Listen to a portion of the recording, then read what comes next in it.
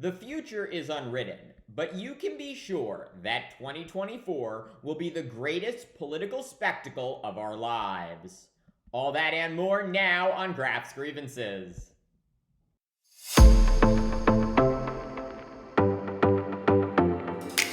Welcome to 2024. It is so great to be back with a brand new edition of Graph's Grievances.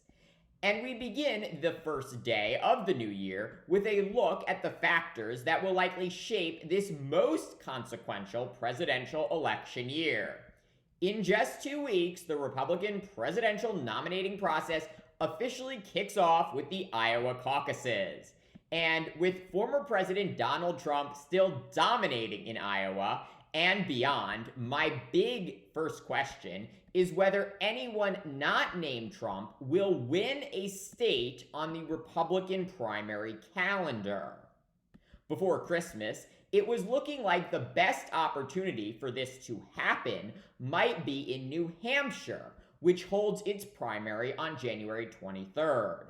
The Granite State, known for being more moderate than many of the other early nominating contests, in part because it allows independent voters to cast a ballot in the primary. Yet, despite this dynamic, Trump still leads his nearest competitor there, Nikki Haley, by 18 points, according to 538. Haley also doing herself no favors with moderate Republican primary voters when she failed to mention slavery as the cause of the Civil War when questioned by a voter last week. Apparently, the former governor of South Carolina needs a 5th grade history lesson. But more to the point, if Trump is able to win the first 2 contests in Iowa and New Hampshire, that will no doubt give him significant momentum and cement his inevitability. And if early primary voters overwhelmingly signal they want Trump to be their nominee, the GOP has every incentive to coalesce around him. And that is because they need to channel all of their resources into defending Donald Trump. Which leads us to my second big question. What impact will the trials of Donald Trump have on his candidacy? The former president now fighting 4 criminal cases, 3 of which have trial dates set for this year. And while Trump and his lawyers are fighting hard to delay each of these cases, should any of them go to trial before the November election, that could shake up his almost inevitable rematch against President Joe Biden. Yes, it is true that at least half of Republicans seem totally unbothered by Trump's 91 felony counts for allegedly mishandling classified documents, obstructing justice, conspiring to overturn the 2020 election, and falsifying business records. But remember, presidential elections are generally not won by turning out the home team. No, presidential elections are won by turning out moderate and independent voters that are open to voting for both candidates or just stay home entirely. These voters, these law-abiding Americans, likely to be very skeptical of returning a twice impeached, quadruply indicted Trump back to the White House. And therefore, if Trump is the Republican nominee, the GOP will have to expend an unfathomable amount of resources trying to convince persuadable voters that Trump's very legitimate criminal charges are, yes, trumped up and bogus.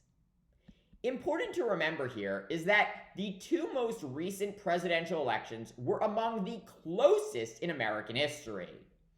And if even a sliver of voters refuse to vote for a perceived or actual felon, that could be a key to netting President Biden a second term. But that is not all on the legal front. The U.S. Supreme Court is also poised to settle the question of whether Trump is even eligible to take office again under the 14th Amendment, which bars insurrectionists from public office. And while I do not think the Trump-packed court will disqualify him, anything can and has happened, especially with respect to Donald Trump. Which brings us to my final question. What impact might a third-party candidate have on the race? No third-party candidate will be elected president, but with around 20% of voters having unfavorable views of both Trump and Biden, a third choice could be a spoiler for both men. Of particular concern for Democrats and Republicans is a group called No Labels.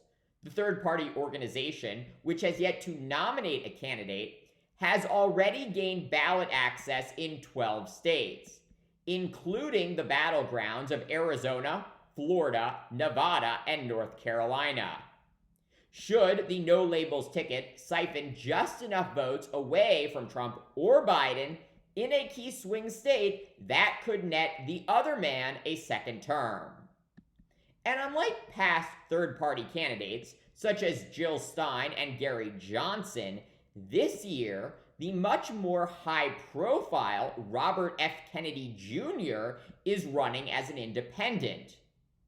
Whatever happens, there is no doubt that 2024 will be an extraordinary year, and I so look forward to covering it all here on Graph's Grievances. Thank you so much for watching and supporting me. Please like, subscribe, share. It really helps me grow this channel, and join me tomorrow for more.